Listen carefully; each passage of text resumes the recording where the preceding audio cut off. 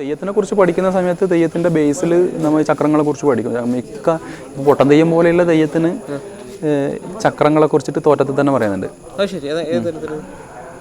അത് യോഗസൂത്രത്തിൽ പറയുന്ന മൂലാധാരം, സ്വാധിഷ്ഠാനം, മണിപൂരകം, അനാഹതം, വിശുദ്ധി, ആജ്ഞ എന്ന് പറയുന്ന 6 ചക്രങ്ങളെ കുറിച്ചിട്ട് പതഞ്ജലി യോഗയിൽ പ്രതിപാദിക്കുന്നുണ്ട്. നമ്മളെ പുരാണ യോഗയിൽ പതഞ്ജലിൻ്റെ യോഗസൂത്രങ്ങളിൽ എല്ലാം പറയുന്നുണ്ട്. അത് പ്രത്യക്ഷത്തിൽ കാണുമ്പോൾ നമ്മൾ വിചാരിക്കും ഒരു ക്ഷേത്രത്തിൻ്റെ പടീനെ കുറിച്ചിട്ടാണ് പറഞ്ഞത്.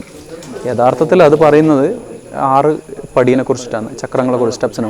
ഇങ്ങനെ ഈ ആൻഷ്യൻ്റ് സയൻസ് എല്ലാം പറഞ്ഞു വെച്ചിട്ടുള്ളത് കുറച്ച് ഹിഡൻ ആയിട്ടാണ്. നേരിട്ട് ആരും കൊടുത്തിട്ടില്ല ഈ സാധനം. എന്ന് വെച്ചാൽ അത് അപക്വമായ കൈകളിൽ എത്തിക്കഴിഞ്ഞാൽ മിസ്യൂസ് ചെയ്യാനുള്ള സാധ്യതയുണ്ട്. അതുകൊണ്ട് അത് ഇൻഡയറക്റ്റ് ആയിട്ട് മാത്രമേ ആ ടീച്ചിങ്സ് കൊടുക്കുള്ളൂ. ഇപ്പം കൊടുക്കുന്ന സ്കൂൾസിലായാലും എവിടെ തന്നെ ആയാലും അത് ഡയറക്റ്റ് ഒരു സ്ഥലത്തും പഠിപ്പിക്കില്ല. തെയ്യത്തിലും അങ്ങനെ തന്നെയാണ് ഉള്ളത്, ഹിഡൻ ആയിട്ടില്ല. അത് കണ്ടെത്താനുള്ള കഴിവ് നമ്മൾ നേടിക്കഴിഞ്ഞാൽ അത് കണ്ടെത്തുക, അത്രയേ ഉള്ളൂ. അല്ലാത്തവർ അറിയണമെന്നില്ല.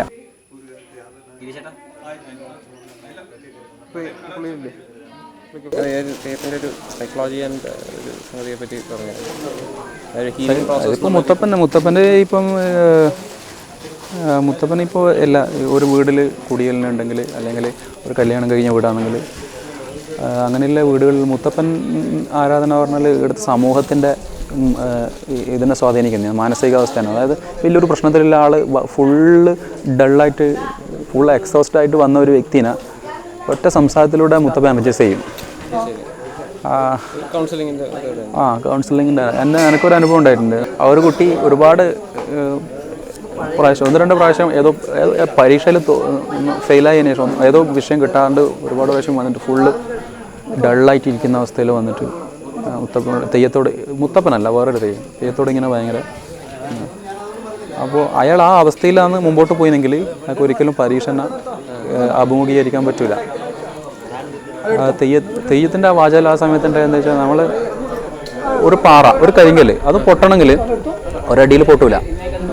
ചിലപ്പോൾ 2ാമത്തെ അടിയിലും പൊട്ടണമെന്നില്ല, 3ാമത്തെയോ 4ാമത്തെ അടിയിൽ പൊട്ടണമെന്നില്ല, ചിലപ്പോൾ 5ാമത്തെ അടിയിൽ പൊട്ടണം തരും. പക്ഷേ ഈ 5ാമത്തെ അടി നമുക്ക് ആദ്യം അടിക്കാൻ പറ്റില്ല. ഈ 4 അല്ല അത് തെയ്യത്തിൻ്റെതായിട്ടുള്ള സംസാരത്തിൽ അത് ആ സമയത്ത് ഉണ്ടാവുന്നതാണ്. നമുക്ക് അതിൻ്റെ നിരീക്ഷകനാകാൻ പറ്റും. നമ്മളിലൂടെ ഉണ്ടാവുന്ന സംസാരത്തിന് നമുക്ക് നിരീക്ഷിക്കാൻ പറ്റും. അത് ഒരു ഡിവൈൻ ഇൻസ്ട്രുമെൻ്റ് ആവുന്നതിൻ്റെ ഭാഗമായിട്ട് അങ്ങനെ സംഭവിക്കുന്നതാണ്. കോൺഷ്യസ്നെസ്സിൻ്റെ ലെവൽ ചേഞ്ച് ചെയ്യപ്പെടും ആരാധനയിലെ കൂടെ. എനർജീൻ്റെ വൈബ്രേഷൻ കിട്ടും. ഒരുപാട്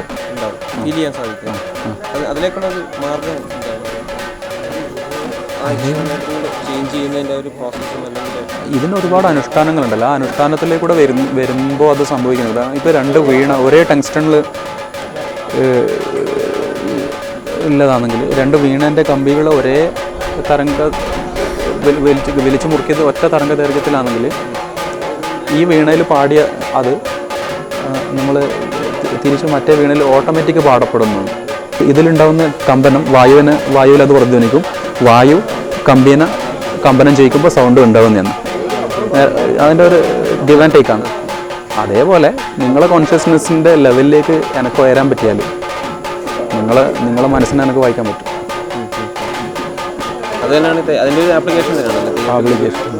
നിങ്ങൾ തെയ്യത്തിനെ പറ്റി ഒരുപാട് പഠിക്കുമ്പോൾ മനസ്സിലാവും.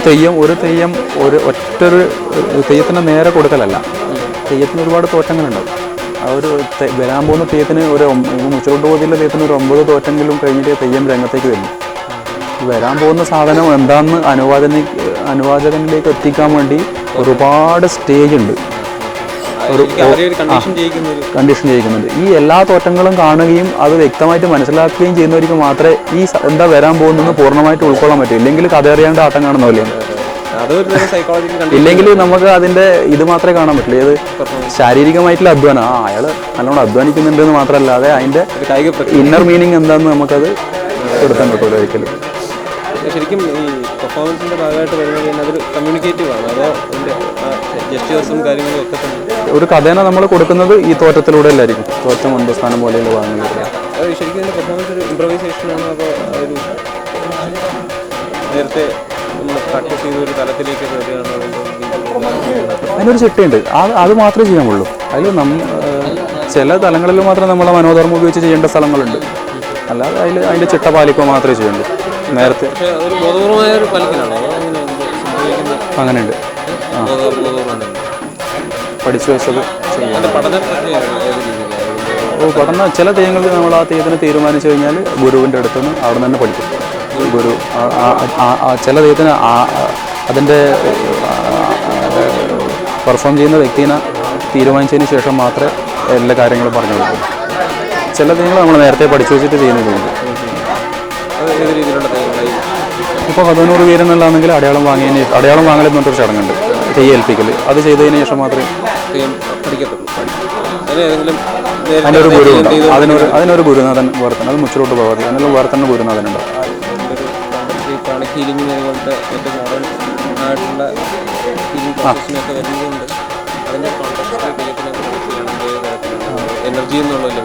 എനർജി റിസീവ് ചെയ്യണമെങ്കിൽ അതിന് പ്യൂരിഫിക്കേഷൻ പോകണം. പ്യൂരിഫിക്കേഷൻ ഇല്ലാണ്ട് നമുക്ക് എനർജി റിസീവ് ചെയ്യാൻ പറ്റില്ല. ഈ പ്യൂരിഫിക്കേഷനാണ് തെയ്യത്തിൽ വ്രതം എന്ന് പറഞ്ഞിട്ട് ചിട്ടപ്പെടുത്തിയിട്ടില്ല. വ്രതം ഉണ്ടെങ്കിൽ മാത്രമേ നമ്മൾ നേരത്തെ പറഞ്ഞ പോസിറ്റീവ് മാത്രമല്ല, അത് നമ്മളെ മനസ്സിൻ്റെ ശുദ്ധീകരണം, ശരീരത്തിൻ്റെ ശുദ്ധീകരണം.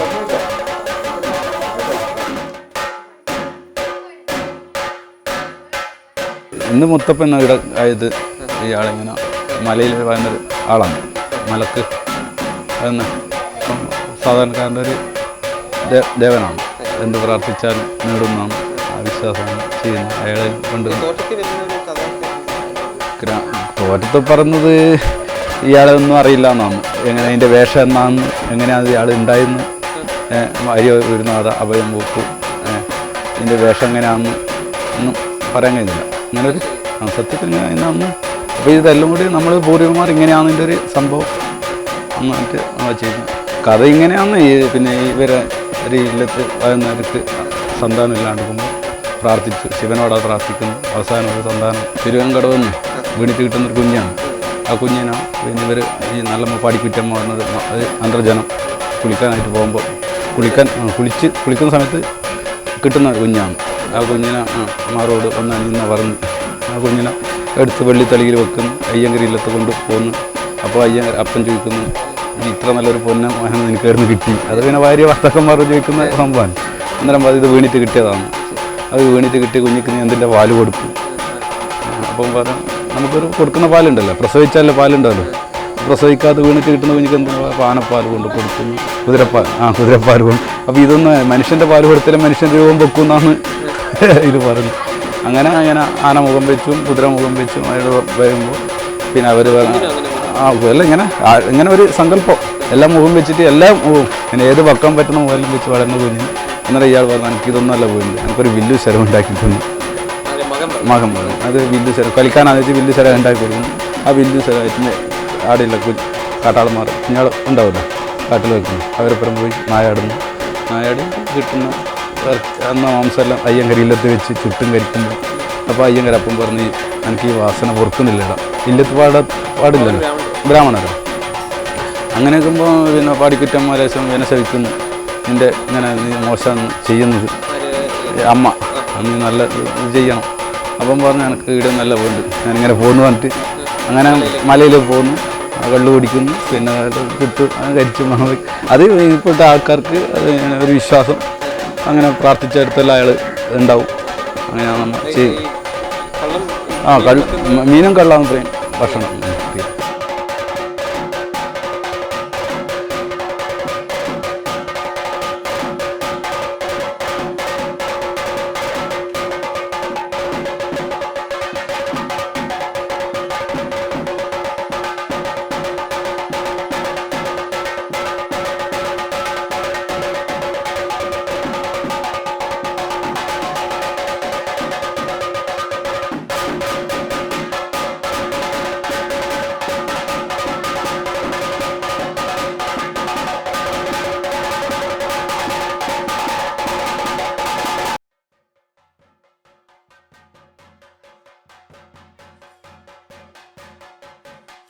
തെയ്യത്തിൻ്റെ ഒരു മ്യൂസിക്കിൻ്റെ പശ്ചാത്തലത്തിലൂടെ വരുമ്പോൾ എനിക്ക് തോന്നുന്നു നോബിളായിരിക്കും ഇതിന് കൂടുതൽ അനുയോജ്യനായ ഒരു വ്യക്തി ഇതിനെക്കുറിച്ച് ചർച്ച ചെയ്യും. അപ്പോൾ തെയ്യത്തെപ്പറ്റി ശ്രദ്ധിച്ചപ്പം ഒരു മ്യൂസിക് വളരെ പ്രാധാന്യം അർഹിക്കുന്ന ഒരു പങ്ക്, അല്ലെങ്കിൽ വളരെ പ്രധാനപ്പെട്ടൊരു പങ്ക് ഈ ആർട്ട് ഫോമിൽ തെയ്യത്തിൽ മ്യൂസിക് പ്ലേ ചെയ്യുന്നുണ്ട്. അപ്പോൾ ശ്രദ്ധിച്ചിടത്തോളം പെർക്കഷൻ ഇൻസ്ട്രുമെൻ്റാണ് ഉപയോഗിച്ചിരിക്കുന്നത്, ചെണ്ട. അപ്പം എന്തുകൊണ്ടാണ് ആ ഒരു ചെണ്ട മാത്രം ഈ ഒരു തെയ്യത്തിലോട്ട് ഉപയോഗിച്ചിരിക്കുന്നത്? അത് കടന്നു വന്ന കാലഘട്ടം തൊട്ട്, അത് ഉത്ഭവിച്ച കാലം തൊട്ടേ അങ്ങനെ ആയിരുന്നോ, അതെയോ അത് പ്രത്യേകമായിട്ട് അതിനൊരു ഡിസൈനിങ് ഉണ്ടോ? പിന്നെ ഒരു ആദ്യ തുടക്ക സമയത്തൊരു പാട്ടുകൾ പാടുന്നുണ്ട്. അപ്പോൾ അത് യഥാർത്ഥ മലയാളം ആണോ അല്ല? അപ്പോൾ ആ ഒരു ഭാഷയെപ്പറ്റി, അപ്പോൾ അതിൻ്റെ ഒരു രീതിയെപ്പറ്റി സംസാരിക്കും. അപ്പോൾ എനിക്ക് മനസ്സിലാക്കാൻ പറ്റുന്നത് ഓരോ തെയ്യത്തിനും അതിൻ്റെതായ താളമാണ്. ഇപ്പോൾ മുത്തപ്പനുള്ള താളമായിരിക്കില്ല ചിലപ്പോൾ മറ്റൊരു തെയ്യത്തിന് കാണാൻ വേണ്ടി പറ്റുക. അപ്പോൾ അത് താളത്തിന് ചിലപ്പോൾ രൗദ്ര സ്വഭാവമുള്ള താളമുണ്ട്, ചില താളങ്ങൾ. ചിലത് സൗമ്യമായിട്ടുള്ള താളങ്ങളുണ്ട്. ചില താളങ്ങൾ ഇത് നമുക്ക് വളരെ ഒരു ഒരു ആനന്ദം ഉണ്ടാക്കുന്ന ടൈപ്പ് താളങ്ങളുണ്ട്. അങ്ങനെ താളത്തിന് ഓരോ ലെവലുണ്ട്. അതിന് മുറുക്കി കൊട്ടുക എന്ന് പറയും, വളരെ ഫാസ്റ്റായിട്ട് പ്ലേ ചെയ്യുന്ന മുറുക്കി കൊട്ടുക എന്ന് പറയും. അതിന് സെയിം സ്ലോലി ചെയ്യാൻ വേണ്ടി പറ്റും, പല സ്കെയിലും ചെയ്യാൻ വേണ്ടി പറ്റും. അത് ഡിപ്പെൻഡിങ് ഓൺ തെയ്യാണ്. കാരണം ചില തെയ്യക്കാരനെ കുറച്ച് ഫാസ്റ്റായിട്ട് ചെയ്യും, ചിലരത് സ്മോൾ ചെയ്യും, അങ്ങനെ പല രീതിയിലും ചെയ്യാറുണ്ട്. അപ്പോൾ മുത്തപ്പൻ്റെ കേസിൽ പറയുകയാണെങ്കിൽ പ്രധാനമായിട്ടും എനിക്ക് മനസ്സിലാക്കാൻ പറ്റിയത് മലയിളക്കം കലാശം എന്ന് പറഞ്ഞിട്ട് ഒരു പ്രധാനപ്പെട്ട കലാശമുണ്ട് മുത്തപ്പൻ. അപ്പോൾ അത് തിരുവപ്പൻ എന്ന് പറഞ്ഞ മുത്തപ്പൻ അങ്ങനെ മലയിൽ നിന്ന് ഇങ്ങോട്ട് ഇളകി വരുന്ന ഒരു കലാശം എന്നാണ് അതിൻ്റെ പേര്, മലയിളക്കം കലാശം എന്ന് പറയുന്നത്. അതാദ്യം വളരെ സാവധാനത്തിൽ പതിയെ കൂട്ടി പിന്നെ ചെറുതായിട്ട് ഫാസ്റ്റ് ആവുകയാണ് ചെയ്യുക. അതൊരു പ്രധാനപ്പെട്ട ഒരു കലാശമാണ് മലയിളക്കം കലാശം. ഈ തിരുവപ്പൻ മുത്തപ്പൻ ഒരുമിച്ചുണ്ടാവുന്ന സമയത്തൊക്കെ അത് പ്രധാനമായിട്ടൊരു കലാശമാണ്. പിന്നെ ഒരു പ്രധാനപ്പെട്ടത് അമ്പെയ്ത്ത് കലാശം എന്ന് പറഞ്ഞിട്ടുള്ള ഒരു പള്ളിവേട്ട എന്ന് പറയാറുണ്ട്. പള്ളിവേട്ട അല്ലെങ്കിൽ അമ്പെയ്ത്ത് കലാശം. അതും ചില സ്ഥലങ്ങളിൽ വ്യത്യാസമുണ്ട്. ഇവിടെയൊക്കെ കുറച്ച് ഫാസ്റ്റായിട്ടാണ് ചെയ്യുക. ചില സ്ഥലങ്ങളിൽ അത് വളരെ സ്ലോലി തുടങ്ങി ഒരു 10-15 മിനിറ്റൊക്കെ അത് തന്നെ കൊട്ടി ഇമോഷണലുണ്ട്. ആ തെയ്യത്തിൻ്റെ ഒരു രൂപത്തിൻ്റെ ഒരു ഭാഗം അല്ലെങ്കിൽ അതിൻ്റെ ഒരു പരമോന്നത തലത്തിൽ എത്തണമെങ്കിൽ ഈ വാദ്യം ഇമ്പോർട്ടൻ്റ് ആണ്. ഒരു ചീനിക്കോയിൽ എന്ന് പറഞ്ഞൊരു സാധനമുണ്ട്. അത് സാധാരണ മലയ സമൂഹത്തിൽ അവരാണ് വായിക്കുക, ചീനിക്കോയിൽ എന്ന് പറഞ്ഞിട്ട്. അതും വായത്തിൽ ഉൾപ്പെടുന്നതാണ്. ചില തെയ്യങ്ങൾക്ക് മുത്തപ്പനൊക്കെ പണ്ട് കുറേ കാലങ്ങൾ മുമ്പൊന്നും ഈ ചെണ്ടയില്ലായിരുന്നു. മദ്ദളം പോലുള്ള സംഭവങ്ങളൊക്കെ പണ്ടുണ്ടായിരുന്നു. അത് കാലത്തിൻ്റെ അനുസരിച്ച് പാണി എന്നതിന് പേര് പറയും, മലയാള ഭാഷയിൽ പാണി എന്ന് പറയും. ഇതിൻ്റെ പൊതുവേ നമ്മളൊരു വാദ്യവൃത്തത്തിനെ കലാശം എന്നാണ് പറയുന്നത്. ഒരു താളത്തിൻ്റെ അത് സ്ലോ ആയാലും ഫാസ്റ്റ് ആയാലും അതിൻ്റെ ടെമ്പോ എന്തായാലും അതിന് ഒരു വൃത്തമുണ്ട്, അതിന് കലാശം എന്ന് പറയുന്നത്. അങ്ങനെ കുറേ കലാശങ്ങൾ ചേർന്നിട്ടാണ് ഒരു തെയ്യത്തിൻ്റെ. നമ്മൾ ചില തെയ്യത്തിൽ തന്നെ തെറ വിഭാഗത്തിൽ പെടുന്ന തെയ്യമുണ്ട്. വേട്ടക്കൊരു മകൻ, മുച്ചിലോട്ട് ഭഗതി എന്നെല്ലാം അത് തെറ വിഭാഗത്തിൽ പെടുന്നത്. അതിൻ്റെ കലാശം നേരത്തെ ചിട്ടപ്പെടുത്തിയതാണ്. ചിട്ടപ്പെടുത്തിയ കലാശത്തിൽ ഒന്ന് അധികമോ ഒന്ന് കുറക്കാനോ ആയിരിക്കും പറ്റില്ല. പിന്നെ അതിൻ്റെ ഒരു ടെമ്പോനൊരു കണക്കുണ്ട്. ആ താളത്തിൽ മാത്രമേ അത് പോലും അതിൽ കൂട്ടാൽ കുറക്കലുകൾ ഒന്നും നടത്താൻ പറ്റില്ല. അതായത് തെയ്യക്കാരൻ്റെ മനോഭാവത്തിനനുസരിച്ചിട്ട് ഇത്തരം തെയ്യങ്ങളിൽ ഒന്നും ചെയ്യാൻ പറ്റില്ല. അത് നേരത്തെ ചെയ്തു വെച്ച സാധനങ്ങൾ നമ്മൾ ഫോളോ ചെയ്യാൻ മാത്രം തെയ്യക്കാരന് ഇല്ല ജോലി. ചില തെയ്യങ്ങളുണ്ട്, കതുവനൂർ വീരൻ, കണ്ടനാറുകാളൻ പോലെയുള്ള തീയിൽ പായുന്നതും കായികാധ്വാനം കൂടുതലും ആയിട്ടുള്ള തെയ്യങ്ങളുണ്ട്. പൊട്ടൻ തെയ്യം അതിൽ പെടുത്താം. അങ്ങനെയുള്ള തെയ്യങ്ങൾക്ക് തെയ്യക്കാരൻ്റെ കായിക ശേഷിക്ക് അനുസരിച്ചിട്ട് അതിൽ കുറച്ചലുകൾ വരുത്താനുള്ള മ്യൂസിക് അതിലിപ്പോൾ തീയിൽ പായുന്ന തെയ്യമാണ്. അതിലിപ്പോൾ തെയ്യക്കാരന് എത്ര പോകണം എന്നുള്ളത് തീരുമാനം തെയ്യക്കാരൻ്റെതാണ്. ആ സമയത്തിലെ ഇന്നർ ഡയറക്ഷൻ അനുസരിച്ചിട്ട് അയാൾക്ക് അത് കൂട്ടോ കുറക്കോ എല്ലാം ചെയ്യാം. തെയ്യക്കാരനനുസരിച്ചിട്ട് നമ്മൾ അതിൻ്റെ ബാക്ക്ഗ്രൗണ്ട് ചെയ്തോളൂ എന്ന് മാത്രമേ ഇല്ല. മറ്റ് വാദ്യം കൊട്ടുന്നതിനനുസരിച്ച് തെയ്യക്കാരൻ ഒരിക്കലും വരില്ല. അതെ, അത് ചലനങ്ങൾക്കനുസരിച്ചിട്ട് മാറ്റം വരുത്തും. കരിഞ്ഞാവണ്ടിക്ക് നമ്മൾ ആ അറ്റ്മോസ്ഫിയർ ഇപ്പോൾ ഒരു തെയ്യത്തിൻ്റെ സ്വഭാവത്തിനനുസരിച്ചിട്ട് അതിൻ്റെ അറ്റ്മോസ്ഫിയറിൽ ചേഞ്ച് ചെയ്യാൻ ആ വാദ്യത്തിന് പറ്റും. അപ്പോൾ ആ വാദ്യം കൊട്ടുന്ന സമയത്ത് ഒരു വല്ലാത്ത മൂകത നമുക്ക് അനുഭവപ്പെടും. എന്തോ ഒരു ഭീകരമായ ഒരു സാധനം ആണ് രംഗത്തേക്ക് വരാൻ പോകുന്നത് എന്നുള്ള ഒരു ഫീല് കിട്ടുന്ന വാദ്യമാണ് കരിഞ്ചാവണ്ടിക്ക്. സ്പെഷ്യലായിട്ടുള്ള വാദ്യമാണ്. പ്രത്യേകത ആ വാദ്യം മറ്റൊരു തെയ്യത്തിനുമില്ല, അതിന് മാത്രം ചിട്ടപ്പെടുത്തിയതാണ്. അത് ചെണ്ട തന്നെയാണ് കുഴൽ ചില സ്ഥലത്തുണ്ടാവും, ചില സ്ഥലത്ത്. പിന്നെ ഇലത്താളം ഉപയോഗിക്കലുണ്ട്, ചീനിക്കോയിൽ ഉപയോഗിക്കുന്നുണ്ട്, ചെണ്ട രണ്ടും ഉപയോഗിക്കുന്നുണ്ട്, തകില് വലന്തല ഇടതല രണ്ടും ഉപയോഗിക്കുന്നുണ്ട്. വളരെ തെയ്യം ഒരു പഴയ പ്രാചീന കലയായതുകൊണ്ട് ഏതാണ്ട് 2000 വർഷത്തിൽ കൂടുതൽ അവകാശപ്പെടാൻ പറ്റുന്ന തെയ്യം 5000 വരെ പറയുന്നുണ്ട്. അപ്പോൾ അന്നത്തെ കാലഘട്ടത്തിൽ ഇന്നില്ല പോലെ ചണ്ടകൊന്നും ഉപയോഗിച്ചിട്ടില്ല, വെറും പാണി എന്ന് പറഞ്ഞ വാദ്യം മാത്രം ഉപയോഗിച്ചിട്ട് വാദ്യമില്ലാതെ നടത്തുന്ന ഈ തെയ്യത്തിൽ തന്നെ വാദ്യമില്ലാത്ത അനുഷ്ഠാനങ്ങളുണ്ട്. കലശം എന്നെല്ലാം പറഞ്ഞിട്ട് ഒരു വാദ്യത്തിൻ്റെ അകമ്പടി ഇല്ലാതെ ആ ദേവതേനെ എക്സ്പ്രസ് ചെയ്യാൻ പറ്റുന്ന അത് അങ്ങനെ ചെയ്യുകയെന്ന് വെച്ചാൽ സാധാരണ ഒരു കലാകാരനും ചെയ്യാൻ പറ്റില്ല. അതിന് അയാളുടെ പരമാവധി നമ്മൾ ഒരു കലാകാരനെ വിലയിരുത്താൻ പറ്റും. ഒരു വാദ്യമില്ലാണ്ട് ഇവർക്ക് ഈ അടുത്തുണ്ടായിരുന്നു, ഞാൻ പോയിട്ടുണ്ടായിരുന്നത്. കലശം എന്ന് അതിന് പറയാം, ഒരു ഭഗവതീൻ്റെ കലശം. അത് പൂർണ്ണമായിട്ടുള്ള രൂപമല്ല, അതിൻ്റെ പകുതി രൂപം, അർദ്ധഭാഗം എന്ന് പറയാം. അതിന് അർദ്ധമായിട്ടുള്ള അനുഷ്ഠാനം എന്ന് പറയാം. ആ തെയ്യത്തിൻ്റെ പകുതി അനുഷ്ഠാനങ്ങൾ അതിൽ ചെയ്യും.